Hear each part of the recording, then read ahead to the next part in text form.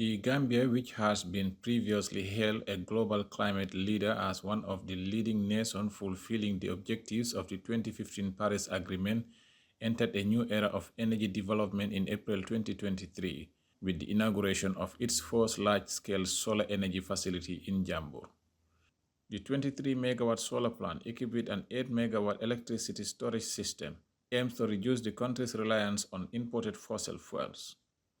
The Jambu solar plant aims to accelerate the country's transition to 50% supply of electricity from renewable energy sources by 2030. The Gambia's Minister of Environment, Climate Change and Natural Resources, Rohit John Manja, called for sustained renewable investment to help ensure energy security for the country. We are now clicking slowly into the COP proper. Today I attended a panel engagement on renewable energy organized by WTO with the Global Renewable Energy Alliance. Last year, COP28 registered a critical milestone on renewable energy, that is doubling renewable energy supply, meaning that we have to slow down on the use of fossil fuel. Of course, if this one slows down, then meaning you have to accelerate on the other to make sure that you'll be able to meet the match. Hence, energy supply is critical for our survival and their livelihood. So hence, energy supply has been, as it goes by the business as usual, the supply depends on fossil fuel and gas.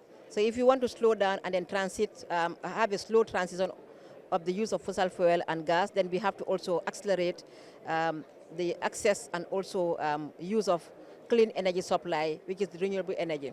So today we engaged and then gave them the scenario of the Gambia's position, the political position, and then also the political move regarding the Gambia's position on having clean energy supply and also mitigating climate impact within our context.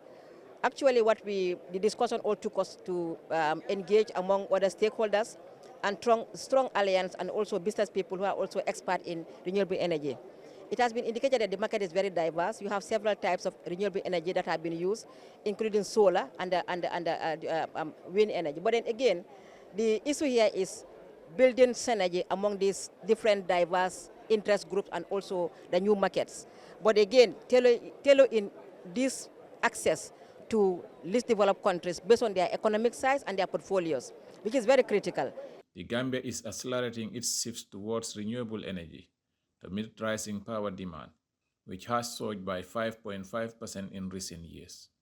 The Environment Minister further revealed that looking to the future, the Gambia is also exploring green hydrogen as a clean energy source, which a strategic location, she said, is favorable for both regional and global exports. In as much as market is available, the market needs to be standardized. That's what we also discuss, and regulated. But we have a global body, which is the WTO, that regulates matters of trade. And they also include include matters of renewable energy, both the supply and the market portfolio. But again, I mentioned that whatever we're going to get, so long as the developing countries are the hardest hit, even though we are the least contributors, we need to be also captured in all these chains, which is very important. If what is coming is not easily accessible, it's expensive, it's also not within our budget, then we are not just telling us that we're going to move our way out. And we need to also mitigate. And we cannot mitigate if we don't have the fundings. We cannot mitigate if we don't have the technology transfer. We cannot mitigate if there's no also technical support and capacity building, which is critical. So we mentioned about it, but notwithstanding, as a government, I think the Gambia is doing very well when it's come to efforts in mitigating climate change.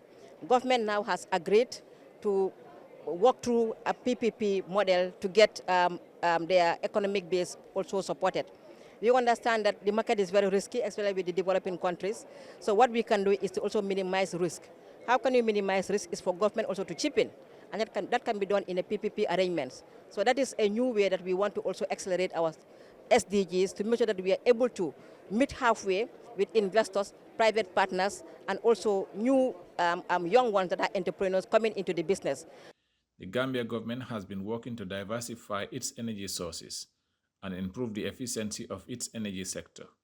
The country has abundant solar and wind sources, which have the potential to meet a significant portion of its energy needs. Reporting for GRTS News from Baku, Azerbaijan, I am Omar P. Jallow.